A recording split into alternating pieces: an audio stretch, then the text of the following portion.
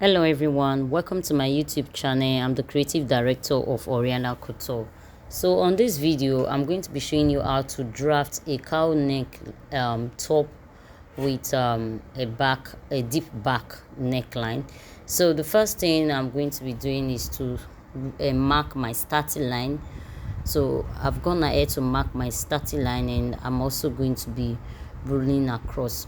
So this video is basically the shoulder to the half length of the top, because the video is actually long, so I had to just do this first one so you all would understand, so I don't have to rush it. So I've gone ahead to mark my bust point and then my half length. So it's a very simple top to make. It's beginners friendly. It's not something that you would have to struggle with when you want to do it, since it's your first time. So I've gone ahead to mark my bust point and also my half length, and I've gone ahead to also rule across, and the bust point I have there is 10 inches and my half length is 16.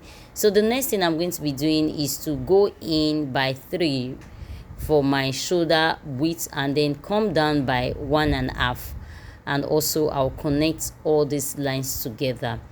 This cowl neck is very simple, it's not difficult. So if you are just seeing this video for the first time, kindly stay back and watch patiently to the end of the video. So after connecting those 2 points together, I've gone ahead to mark my shoulder measurement, which is divided by 2, and also I came down by 1 for the shoulder slant. Always know to always come down by 1 for your shoulder slant for some basic styles, but not for every styles. So I've gone ahead to also come down by the same measurement I had for my shoulder divided by 2. That's another easiest way to get your chest line. The measurement you have for your shoulder, you use it also for your chest line. So on the chest line, I marked my I just connected the line from the shoulder slope, and then I created my chest line. So the next thing I'm going to be imputing is my bust measurement, which is 35 divided by 4. So you can see I'm using my tip to do this. If this is your first time, kindly do so as I've done on this video. So we have I have the 8.75, so I've gone ahead to mark 8.75. so this style does not have any darts. And remember, if you want to use any fabric, don't just use any fabric, use stretchy fabrics like crepe and other ones that are very stretchy, that can sit very well on your body. So I've gone ahead to mark my waistline, my waist measurement, which is 29 divided by 4 as well. So I'm connecting these lines together. There is no dart. If there was that, you would have seen me taking a dart, but for this particular style there is no dart. So the next thing I'm going to be doing is to create the armhole curve, how I'm going to connect those 3 points together.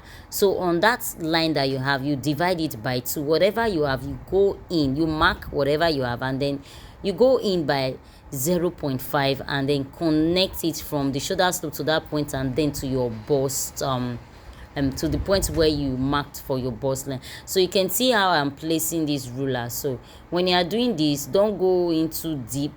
It's even safer for you to go out that is not so deep, instead of you curving it and then going very too deep. So you can see I'm connecting these lines together. I know they are very faint, but that's not to worry.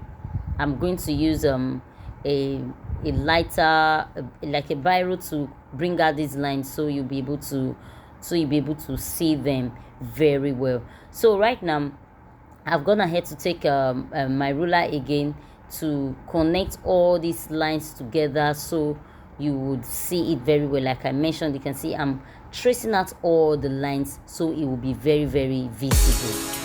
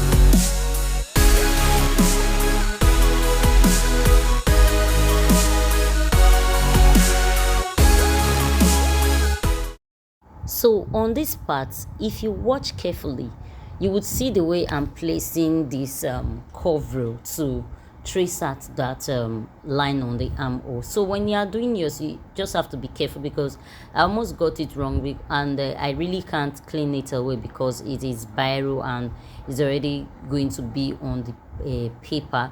So when you are doing yours, you have to be very careful, especially for beginners. So for beginners, don't use biro, just work with your pencil. So the next thing I'm going to be doing is to cut out all of these parts that will not be needing for this tutorial. So you can see I'm trying to cut out, and then I notice this my scissors is not really cutting very well, but I thought I could really manage it until I had to change. But I tried using it to see if it's going to work. So I really had some issues on the paper. But when you are cutting, cut outside your lines. Always cut outside your lines. Don't cut inside your lines, so you would not shorten your measurement. That is the purpose why I'm always saying this, to cut outside your lines. So I've gone ahead to cut this part of the pattern paper, and also take out your neckline. Take out your neckline, and when you are cutting, don't cut too deep for the neckline.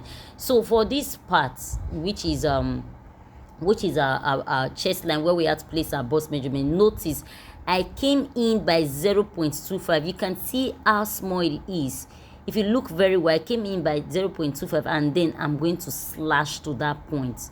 You either go in by 0.5 or 0.25, but for me I had to go in by 0.25.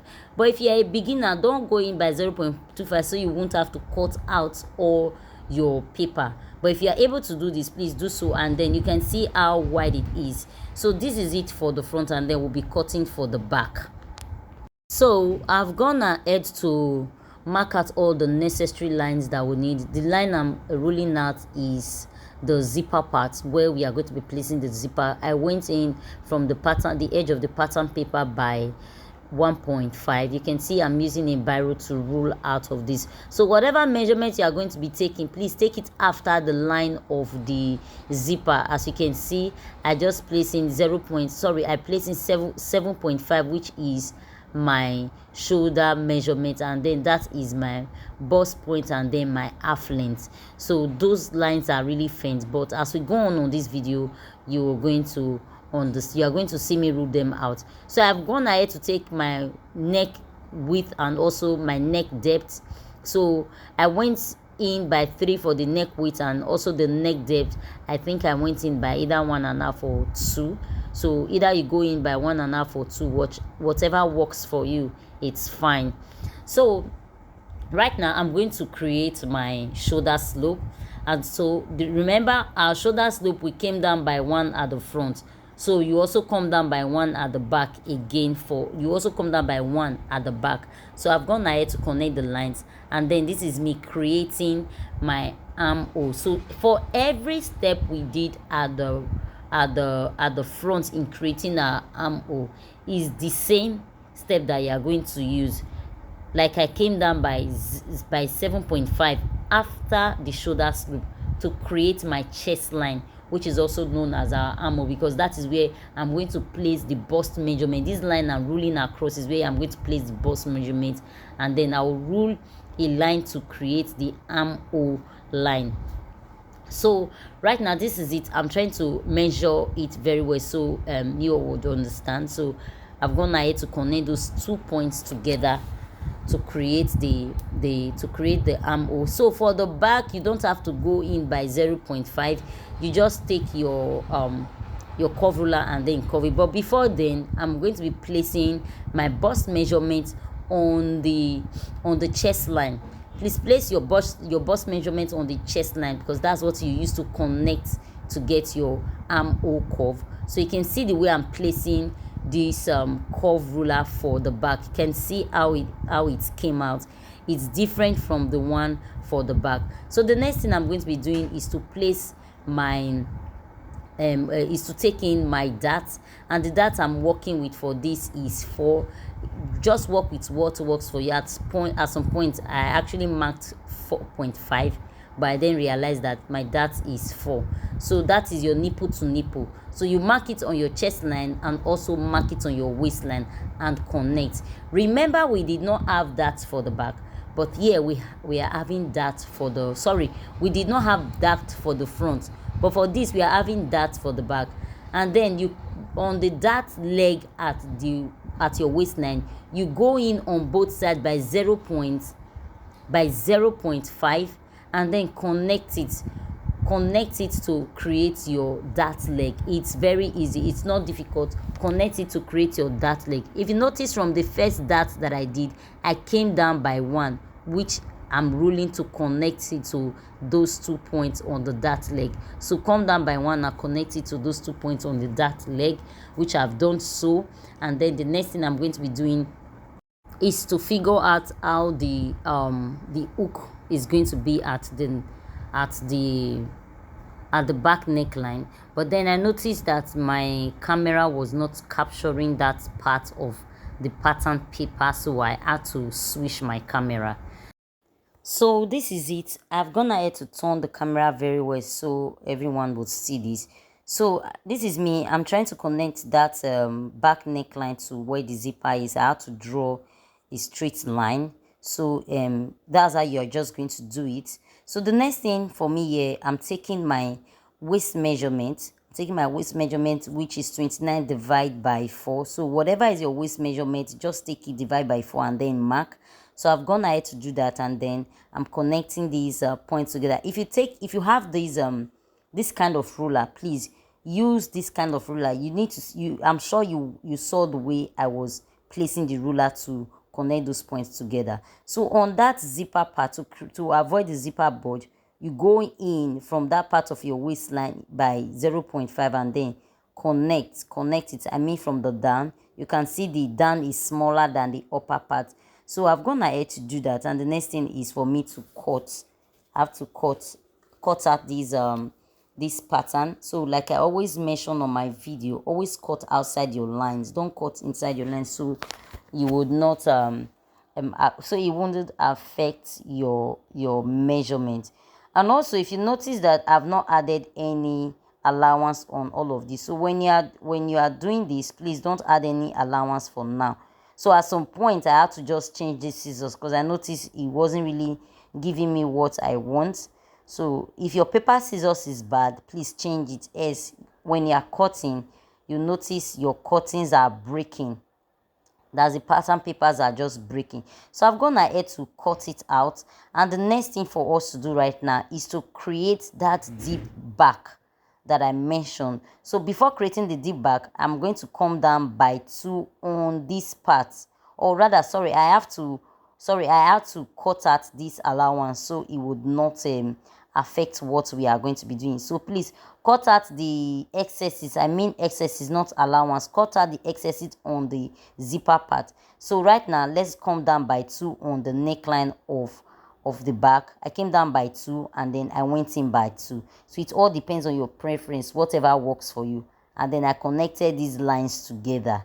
So watch carefully. I came down by 2 and I went in by 2 and connected the lines together. So right now, let's determine how deep the back is going to look like. It all depends on what you want. For me, I think I went down by 7.5. You can either go down by 8, you go down by 6. It depends on how revealing you want your back to look.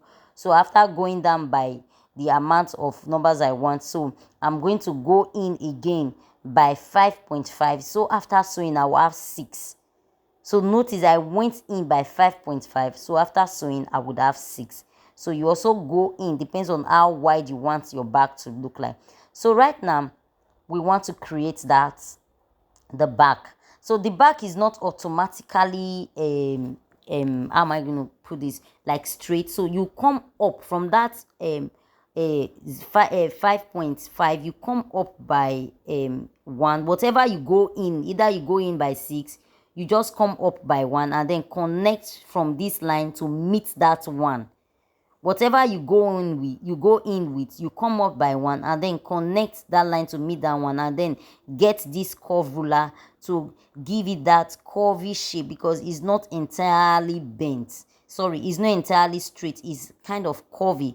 if you look at the picture very well, you will notice that the sides are kind of curvy. It's not really straight. But if you want to, if you feel like, okay, you want yours to have that sharp edge, you can go ahead and do it. But you can see there is no sharp edge on this. You can see the lines, how it came out very beautiful. So the next thing I'm going to be doing right now is to cut out this those parts that will not need. So take your scissors and cut very well. So I have to use that ruler to hold my pattern paper. So you can see how I'm cutting right now.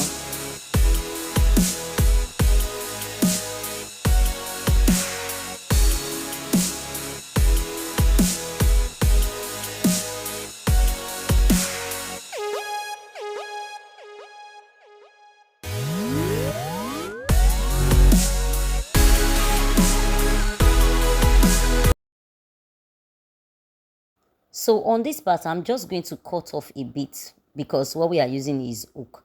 And the next thing is to cut out my darts instead of just what I did is basically I just had to cut out my dart so I can close up with a paper tape instead of just having two pieces at the back and then joining them together on the fabric, you know. So I just decided to cut out and then close up with a what's it called, with a paper, with a masking tape rather, with a masking tape. So this is me. I've gone ahead to get a little piece of the masking tape. But if you decide to have those two pieces at the back, you know, fashion is about choice and creativity. So you just have to be creative. So for me, I had to close this back so that it would so that I would just have one back. I don't have to start joining those two pieces together. So that is it for now. So this is the two piece for the front, and also, sorry, this is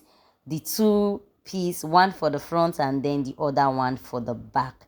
Remember, the front we had to fold our pattern paper into two for us to get this effect. Please, you can fold yours into two, or you can decide to fold into one. It all depends on what you want. Thank you so much for staying to the end of this video.